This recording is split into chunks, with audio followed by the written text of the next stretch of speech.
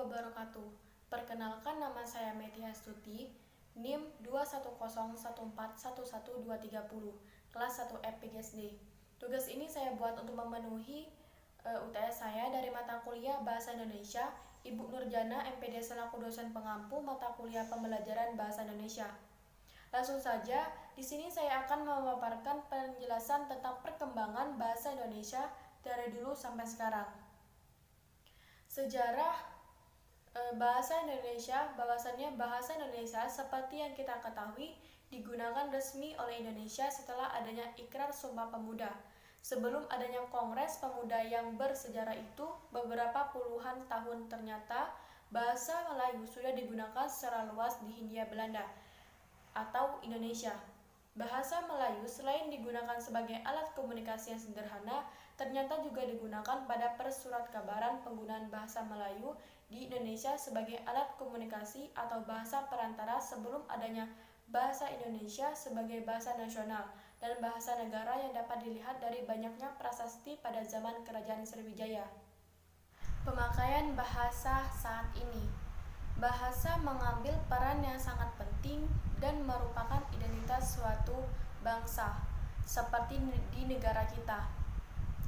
Indonesia mempunyai banyak bahasa yang semakin memperjelas identitas negara kita dengan negara lain, tetapi bahasa yang dapat menyatukan masyarakat Indonesia sendiri dan telah diakui sebagai bahasa nasional pada saat Sumpah Pemuda, yaitu pada tanggal 28 Oktober 1928 adalah bahasa Indonesia.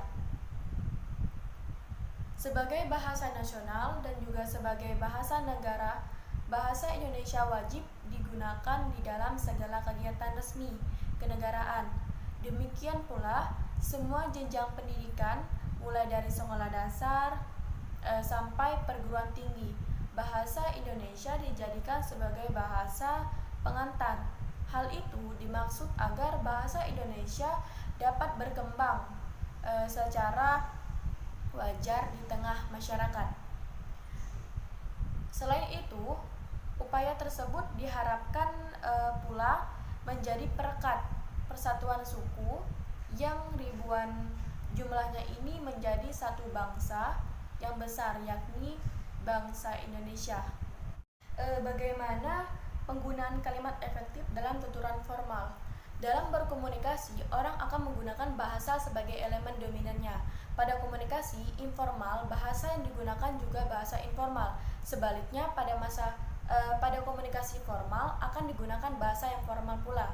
Ragam bahasa formal lazimnya disebut sebagai ragam baku atau standard language, atau juga ragam bahasa resmi official language, yakni ragam bahasa atau yang diterima untuk dipakai dalam situasi resmi dan yang dianggap paling baik.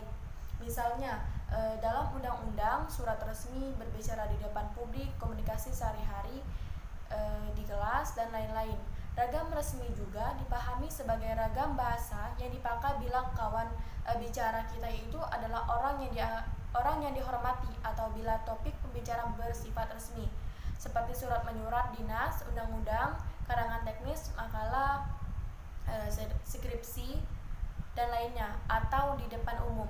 Contoh nyata komunikasi resmi atau formal adalah komunikasi di lingkungan akademik atau sering disebut sebagai komunikasi dinas. Komunikasi resmi atau komunikasi akademik baik menggunakan ragam bahasa lisan maupun apalagi ragam bahasa tulis.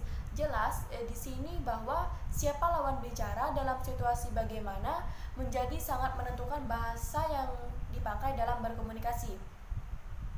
Maka unsur-unsur etnografi komunikasi turut terlibat di dalamnya. Kalimat efektif harus dipakai ketika orang terlibat dalam komunikasi akademik.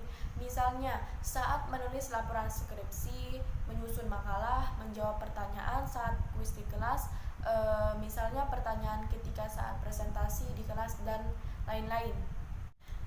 Selanjutnya, apakah pemakaian bahasa Indonesia yang baik dan benar itu perlu dipertahankan?